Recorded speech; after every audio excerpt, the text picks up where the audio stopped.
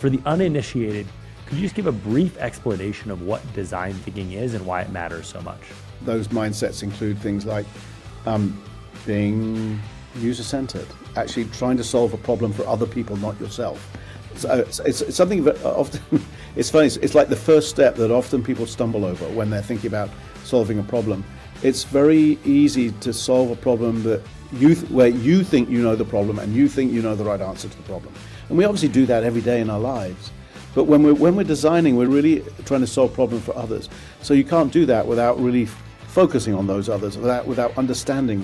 So that includes going out and doing real research and really understanding their lives and understanding how they face the problem that you might be trying to solve.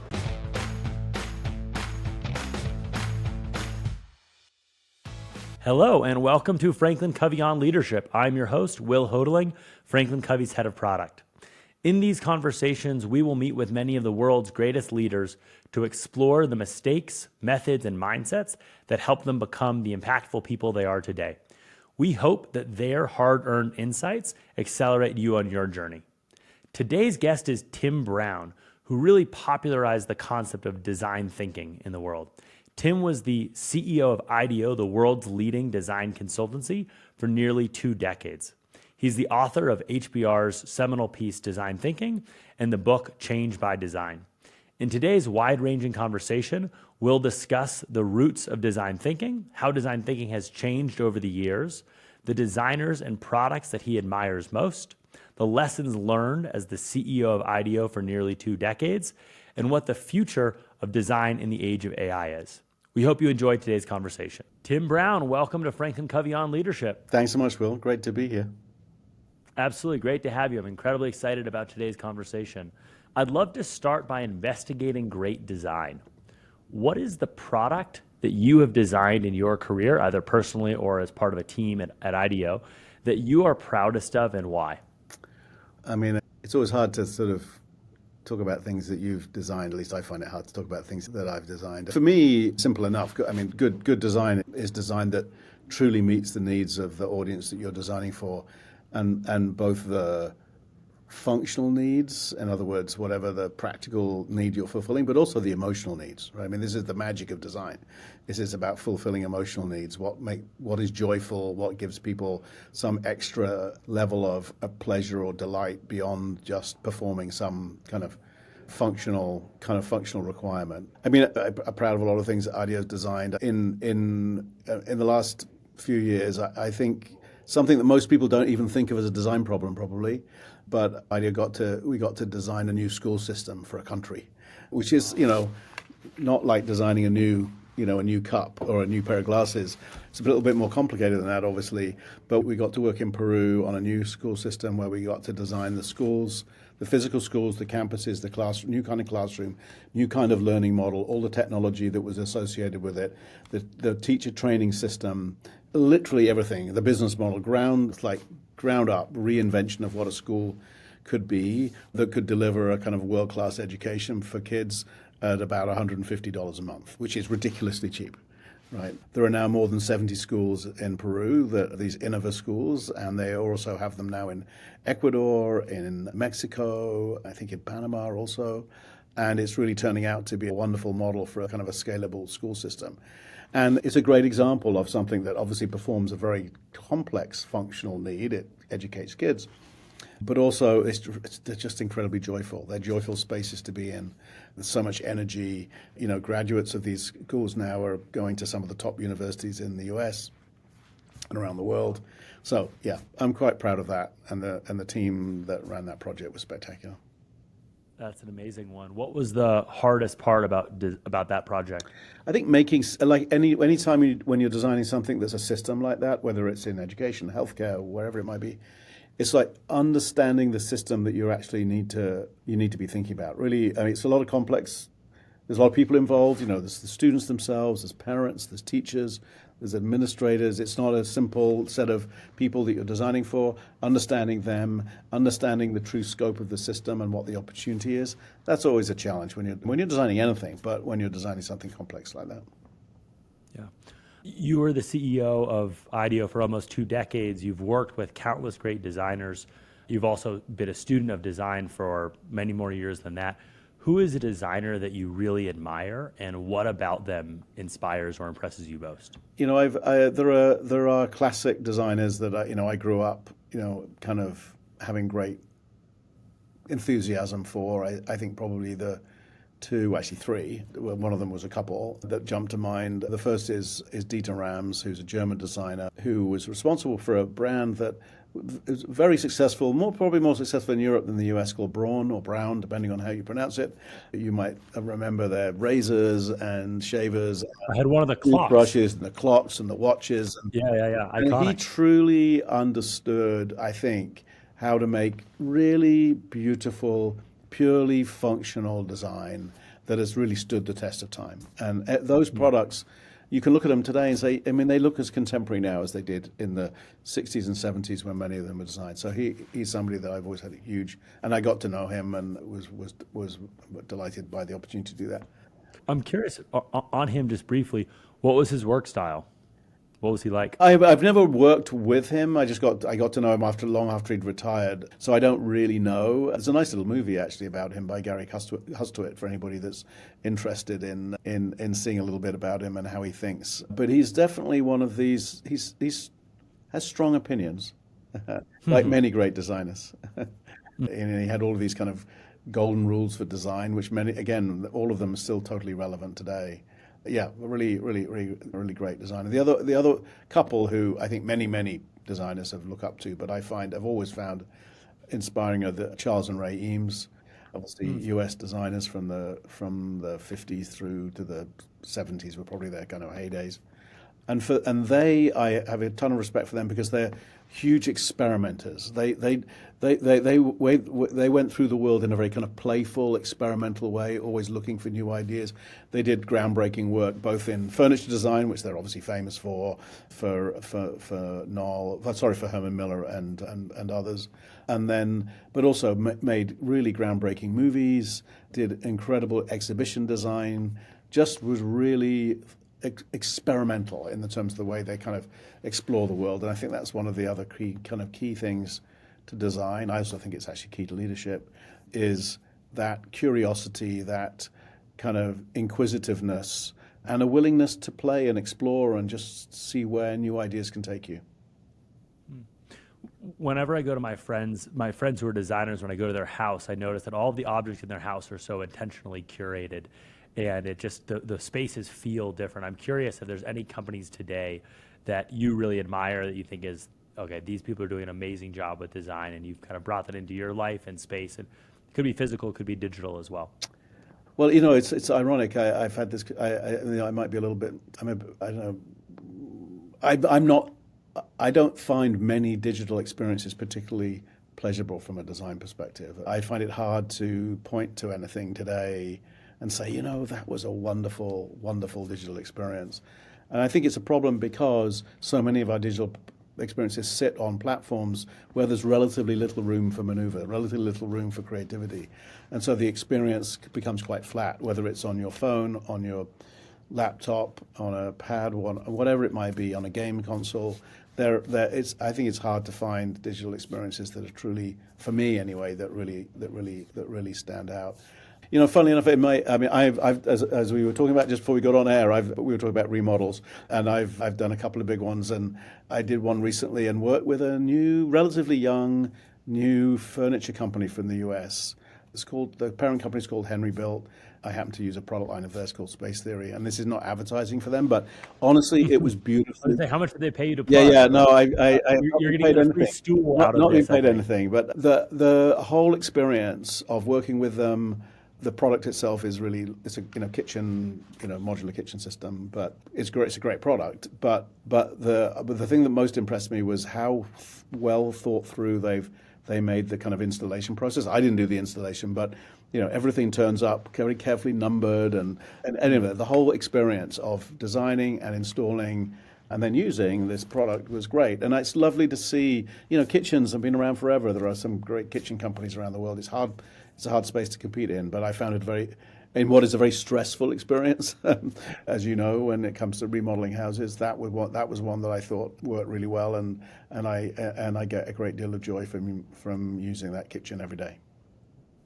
I feel like our remodel experiences were a little different. I went to like Target.com to pick out items, and you were working directly with the manufacturer. So Yeah, it's, yeah, yeah. it's very, You, very you cool. know, I mean, I've done it the other way too, yeah. So I know both ways. I, I love it. So I want to go from talking about specific design items and specific designers to talking about design systems and process more broadly. Back in, I think, 2008, you wrote a canonical HBR piece about design thinking that really catapulted the concept into the mainstream. You then, a year later, followed it up with writing a book, Change by Design, in which you talked about the importance of design thinking, not just to create physical products, but to build entire solutions and systems, similar to what you were describing earlier about Peru. For the uninitiated, could you just give a brief explanation of what design thinking is and why it matters so much? Yeah, very simply, it's a set of mindsets and methods, I guess, that people use, designers use, to go from nothing to an idea, to an implemented idea, to something in the woods, to create something new and bring it into the world, right? And those mindsets include things like being user-centered, actually trying to solve a problem for other people, not yourself. So it's something that often, it's funny, it's like the first step that often people stumble over when they're thinking about solving a problem. It's very easy to solve a problem where you think you know the problem and you think you know the right answer to the problem. And we obviously do that every day in our lives. But when we're designing, we're really trying to solve problems for others. So you can't do that without really focusing on those others, without understanding. So that includes going out and doing real research and really understanding their lives and understanding how they face the problem that you might be trying to solve. So that's one of the first and one of the most important mindsets. Another one is that when you're trying to design and you're trying to find a new idea, you don't necessarily kind of jump on the first idea that you come across, right? You have to explore many ideas to find a good idea. So this idea of divergent thinking. And particularly in management, in leadership today, we're very much focused mostly on convergent thinking. How do we get to a decision? Where's the data that allows me to make the decision about choosing this thing or that thing? But in the creative process, we're actually trying to put a whole bunch of new choices in front of either us or whoever we're designing for. So this idea that it starts off with a divergent process before becoming convergent, that's another important mindset. And that's why we do all of these things like kind of brainstorming and exploring lots of concepts and ideas. Another really important mindset is that we learn in design, we learn by making. So we don't think through and specify what we think the end results are in our minds, because almost anything that you're designing is too complex to do that. You have to sort of learn as you make. So we build things, we make prototypes, we make models, we try and make our ideas and then learn with the people that we're designing for, perhaps. We test our ideas. And so making, prototyping, whether that's physical or digital, it doesn't really matter, is a very, very important part of design, this idea of learning by making. So they're just a few of them. There's more of them, but they're some of the kind of key mindsets that make up design thinking, where we go from not really knowing what the problem is. Perhaps another important one I mentioned right at the beginning is figuring out what the question is. What is it that we're actually trying to solve? Often it is a creative question, asking a question in a way that's never been asked before, that actually leads you to the most interesting answers.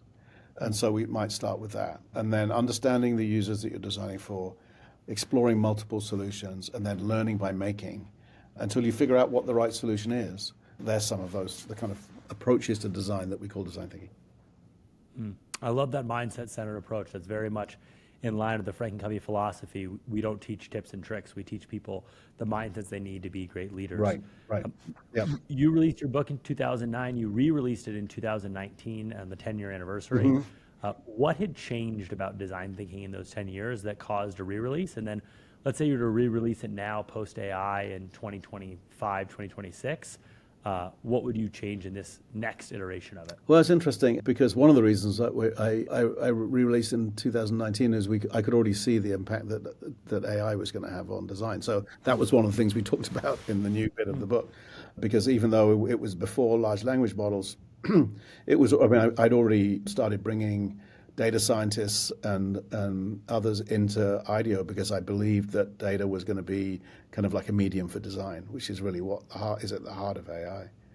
And so I was interested in writing a little bit about how I thought that might have an impact on design and include that in the update of the book. Similarly, although I'd spoken about it in the original version to some degree, there was a lot more to talk about with regard to things like climate and how these systems levels challenges were kind of being faced.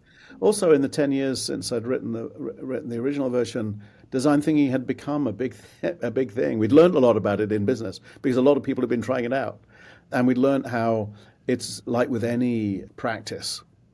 And the reason we use the term practice is because you have to keep practicing it in order to get good at it, and that just sort of one or two forays into the world of design thinking, doesn't necessarily get you much of a return on investment. It takes commitment, and it takes mastery. And I think, and again, I just think this is something that you all stand for too.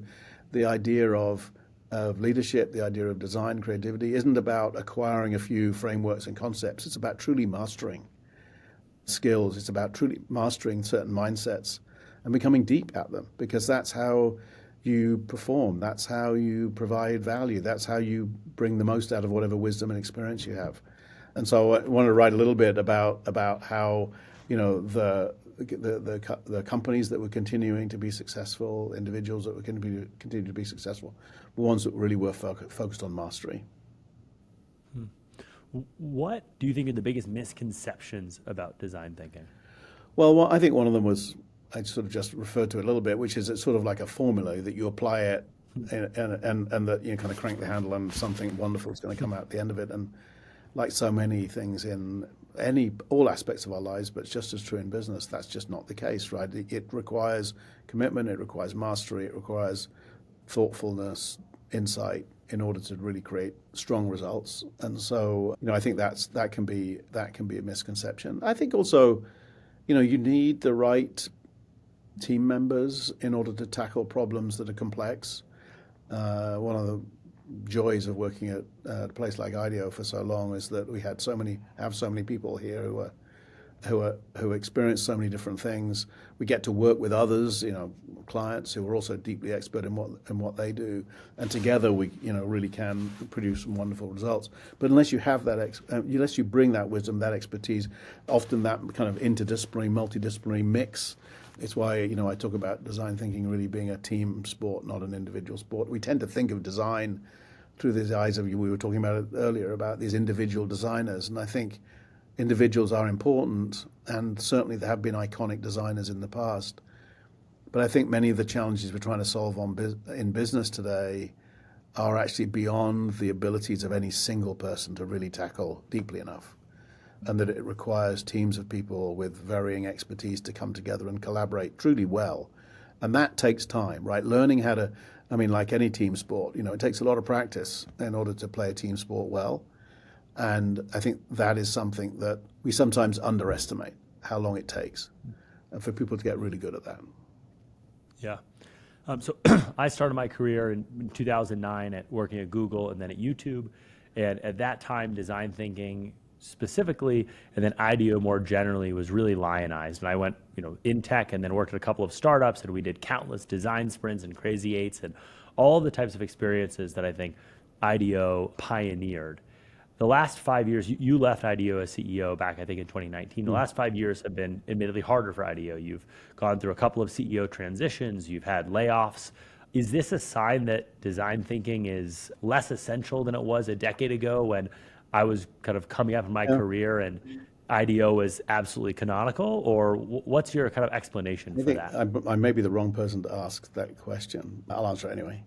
I think it's been a tough 5 years. It's been a tough 5 years for all of the kind of consulting industries, whether it's design, architecture, management consulting, it's been a big transformation, right? And I think so. I think a lot of the challenges have been to do not with the relevance of design thinking, which I think remains relevant and seems to remain highly relevant to the companies that still come and work with IDEO today. I think that what has happened is the world has got dramatically more chaotic for leaders at every level inside businesses. And in general, the amount of effort that most businesses are putting into design and innovation, I think, has gone down because they're busy trying to figure out how to deal with the things that are coming at them, whether that be the obviously the pandemic, and then the volatile global trade environment, and now AI. I mean, these are things that take huge amounts of attention, and I think they've somewhat taken attention away from investing in innovation in a number of different industries. So the tech companies themselves, perhaps a little different, and many of them have remained, actually, interestingly enough, remained important clients of IDEO and firms like IDEO over the last few years. So, but I think in other sectors it's been a bit challenging. So I think that's one of the reasons why. And then I think another part of it, and then I've been around in design long enough to have seen this pendulum swing more than once, which is, as more and more companies realize the potential value of design, they built very large design organizations of their own. You were one of them. I mean, You Google so went from successful, you kind of cannibalized yourself out of a job. well, a little bit. I mean, like I say, it goes in waves. I mean, and I've seen these waves happen multiple times in the past where, companies build their own teams. In general, I find that what happens is those teams end up getting sucked into the problems of today, like the products we already have, and that soon enough companies start realizing, we do actually need to start thinking about the future, and that's where we really need outside help. And I think that's somewhat one thing that IDEO still provides the ability for organizations to do, to go somewhere which can bring an outside perspective, but work very collaboratively with the organization. And I think that's how IDEO is used a lot today. So these pendulums swing backwards and forwards. Internal teams get big, and then they get smaller again. We seem to be going through a moment right now where some of those teams are getting a bit smaller again. So we'll see. But no, I mean, as I say, I'm not the right person. I truly believe in the value of design and design thinking. I think that that's never going to go away. I think that the appetite for it has been a little less recently because of the environment that we're all living in, but I think it will come back. Companies are going to have to. AI. Well, we're already seeing that vast percentages of investments in AI are not creating much of a return right now. So companies are going to have to start looking other places to create growth or create productivity, or however you want to look at it. And I think there are relatively few ways of doing that, and solving problems for your customers is a pretty good way of doing it. And that's design. Yep. Absolutely. So we've spoken a lot about design so far. I now want to transition to speak more about leadership more broadly. You obviously led an amazing organization for almost 20 years. What are a few of the most important leadership lessons you learned along the way?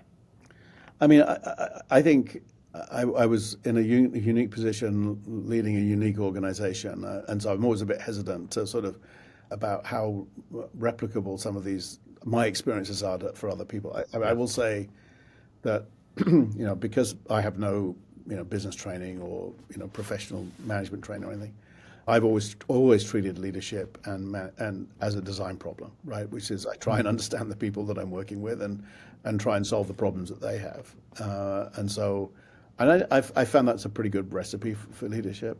And one thing that I found in general with IDEO is a lot of very creative people, all very busy on all kinds of very exciting things. But what they often needed was a sense that they were doing something that was bigger than that. And so providing some sort of sense of where we were going as an organization and what that all meant was something they needed from me. The cool thing is, because I was working with so many incredibly smart, creative people, it wasn't hard for me to figure it out because I just went and asked them, right? My job was just to kind of gather it, synthesize it, turn it into something that was a bit more of a kind of a narrative or story or whatever, or see some patterns perhaps that others hadn't seen. But I didn't have to worry about where the source of those ideas was going to come from. I knew exactly where to go, and so that was something that I think I was very, very fortunate to be in. But I mean, I'm sure that's true of most organizations. But at IDEO, there's just so many insights I could get just by kind of wandering around, talking to people, and looking at the work that we were doing. And so and I mean, like, this is obviously a kind of a bit of a cliche, but we were so fortunate. I have been and remain so. I mean, even though I'm not as deeply involved anymore, but these wonderful people, incredibly, truly talented people from so many different backgrounds, wanted to come and work at IDEO. So the level of kind of inspiration that I got from them as human beings, and from the ideas that they had was, it was sort of overwhelming in some ways. I mean, it was really hard to kind of process it all, but it was incredibly energizing as a leader.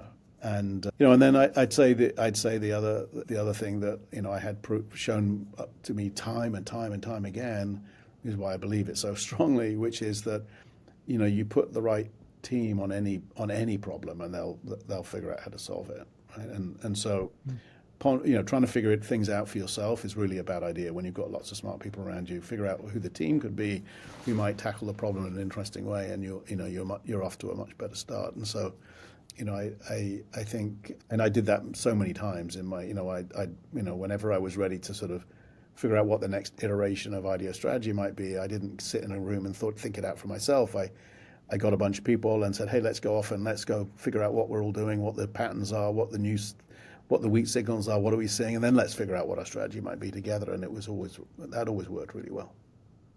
Yeah, and these lessons you share, these mindsets, building a great team, empowering them to solve problems, et cetera, are timeless. Exactly. They worked 20 years, 25 years ago when you started, and they would work for a leader today. Yeah, as well, and very I think it's. I guess the thing is, I imagine challenging. I mean, I don't know.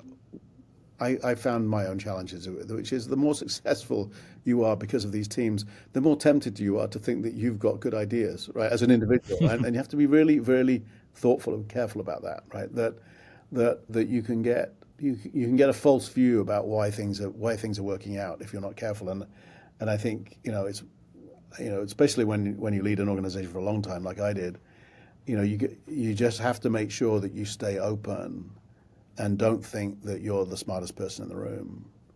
And remember that, yes, you play a role and you may well be the face of the organization even, but if you make the mistake of thinking you're the smartest person in the room for very long, then that's when things start to go wrong. Yeah, absolutely. I think that intellectual humility is core to being a great leader. I agree with you. It's also core to being a creative person. I mean, I think intellectual humility is what leads to openness, right? It leads to openness to things that you didn't expect. Leads you to ask questions about things that can truly be kind of a breakthrough. But if you don't have that intellectual humility, if you think you already know the answers to most things, then you won't see new opportunities. You won't see new questions. And I think you're absolutely right. There's also kind of this paradox of leadership that the more experience and senior you get in your career, the more likely you are to attribute your success to some innate natural gifts. Then the humility goes away. So I think that's a great point you make as well. Let's say you were to start Tim Brown University and you were to teach young aspiring designers how to be successful in this current era. What would be part of that curriculum? What would you teach a 22-year-old designer to be great? I think that I would encourage them, and it's not in everybody, but I would encourage them to be whatever kind of craft that they are passionate about as a designer. I mean, the actual craft of design. I would encourage them to be as inquisitive and thoughtful and to learn as much as they can about all of the sort of many aspects or facets of the world that they're engaged with as they can, because I pretty much found that universally the best ideas come at the intersections between domains of knowledge. The deep ideas, the evolutionary ideas at the very edge of might come from deep domain knowledge. So if you're a scientist in some particular very narrow field, but the big ideas come at the intersections of domains of knowledge, and designers often have a unique ability to kind of coalesce and connect and make whole out of lots of different parts. So they're often quite good about seeing across these domains, but they don't always have had the sort of depth of exposure or level of interest even. So whether that's in business or leadership or how the operational parts of a business work or in the science and technology or philosophy or just the humanity in various ways. I mean, I think there's no. It's just so interesting. I've been working with some folks some professors from around the world recently, having some interesting conversations about kind of the role of humanity in the age of AI. And I'm pretty sure, we're all pretty sure actually, that interdisciplinarity, that the ability to cross between, is something that's going to continue to give human beings an edge. So I think I would be. In fact, funnily enough, there's a new design program that's getting started in Japan. I spent a lot of time working in Japan, the University of Tokyo, and I think it's going to be a really interesting program. But one of the areas of focus is to make sure that all of the students that come through that program have a really strong liberal arts education from every part of. I mean, the University of Tokyo, top university in the country, from every part of the university, to go along with their design expertise. And I think that's how designers are going to have to be. I think it's how all leaders are going to have to be equipped in the future, to be honest with you. I think being too narrow is going to be a real disadvantage. Yeah. Two follow-ups on that. One is to your comment of spending a lot of time in Japan. There are countries like Japan, Switzerland, Germany that are famous for their design. Why do you think that is? Why is it that Japan has such a strong design culture and maybe China next door doesn't have as famous of a design culture? I think that, yeah, it's interesting. I don't know about the China-Japan thing too much. I mean, and China is building a pretty strong design culture today in a very contemporary way.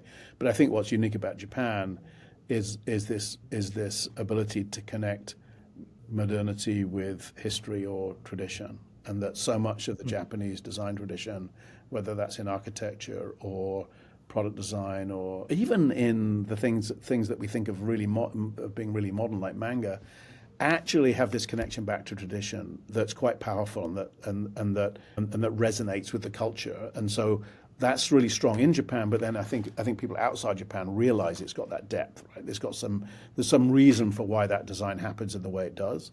May not be able to describe it or define it, but we kind of get it. And so I think that's somewhat unique to Japan. I think in Germany, Switzerland, maybe a little bit other parts of Europe, I think a lot of that comes from actually the design education system that developed there in the 20th century from the Bauhaus, which was a truly breakthrough way of educating young people to be creative. And I mean, to be honest with you, almost every design program in the world follows that approach now, but it grew out of that.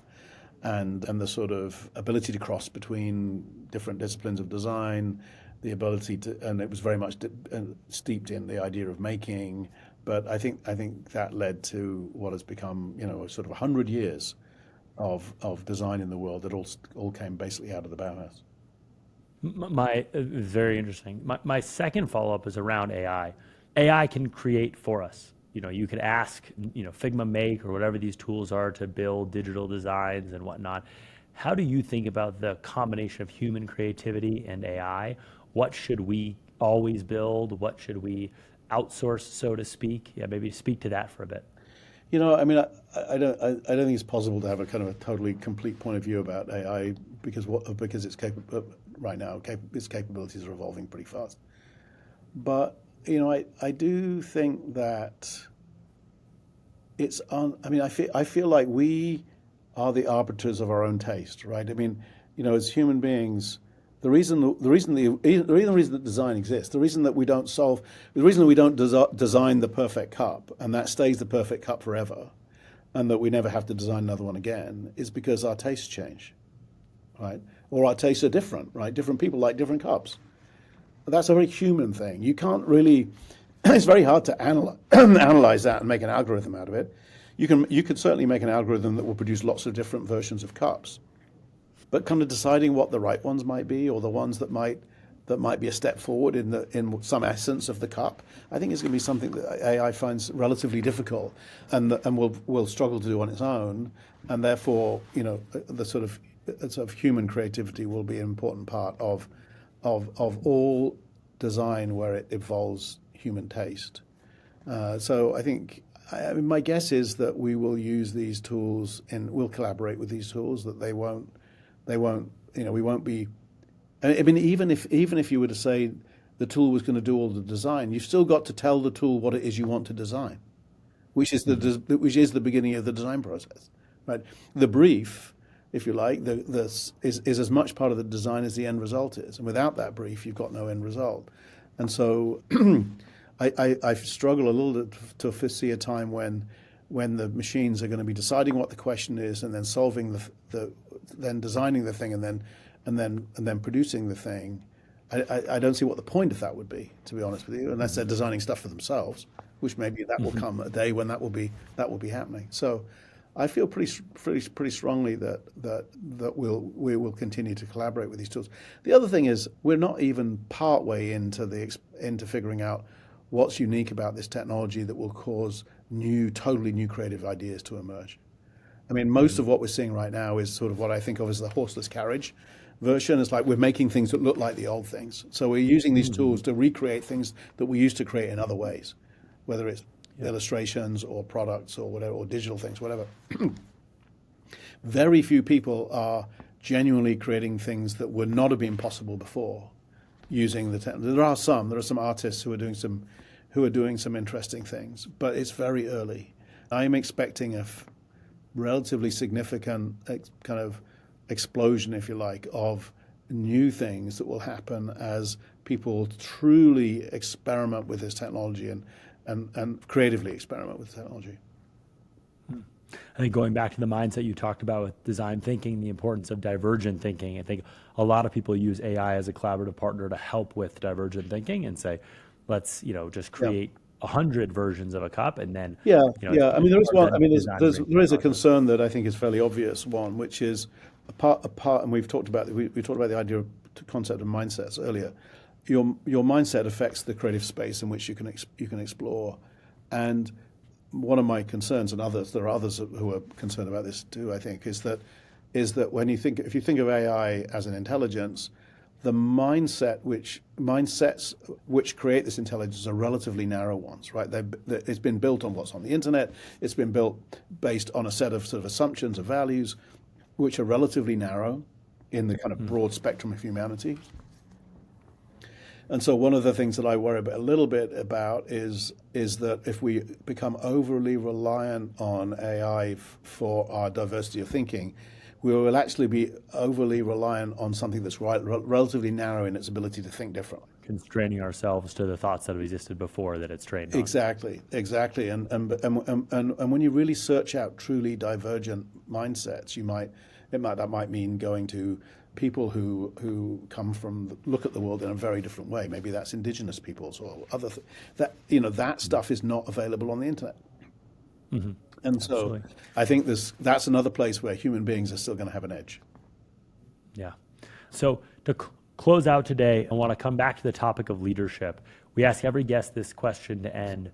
Who is a leader that you have worked with in your career that you have learned a lot from, has inspired and impressed you? And what lesson can we all take from them? Well, I've been very fortunate to work with so many great leaders, but one who's had a tremendous impact over a long period of my career was a guy by the name of Jim Hackett. Jim was the previous CEO of Ford Motor Company. Before that was CEO of Steelcase. In between the two, he was the athletic director for the University of Michigan. So interesting career. He's been my boss, he's been my client, he's been my collaborator, he's been everything in my career with. And the thing about Jim that made him truly unique as a Fortune 100 CEO was his absolute commitment to thinking about the future and figuring out how to take a long-term view. It's interesting. When I'm in Japan, most leaders do that all the time. It's in the water there. It's not in the water, particularly here in the US. But Jim treated thinking about the future kind of like a science. And so he pushed forward very hard to really commit to the transition to electrification and dealing with the autonomous vehicle challenge. Because his commitment wasn't just tell people to go away and do it. He dived in, rolled his sleeves up, gets really involved in the work. He would turn up to reviews of the various exploratory projects that were going on and be part of them as the CEO of a huge company, in order to coach the teams to think harder and think more about the future and think about things that they may not have occurred to them. So that ability to kind of step back and look long distance, even in the midst of the complexities of running a very large company, I've always found hugely inspirational. I think that is a That is a great call to action for our listeners of you're busy in the whirlwind of your day-to-day, and there's a dizzying pace of change and dizzying political environment, but to take that step back, get the distance, and think about where the world is going, not just where it is today. Yeah. So I think that's a great message to end on. Well, thank you so much, Tim. I really enjoyed today's conversation. It was fascinating. Hear about your experience leading design teams, leading an amazing organization, the lessons learned along the way. I really appreciate it. Thank you, Will. It's been great to be with you. Absolutely. And to all of our listeners, hope you enjoyed it as much as I did, and hope you'll join us next week for another episode of FranklinCovey on Leadership.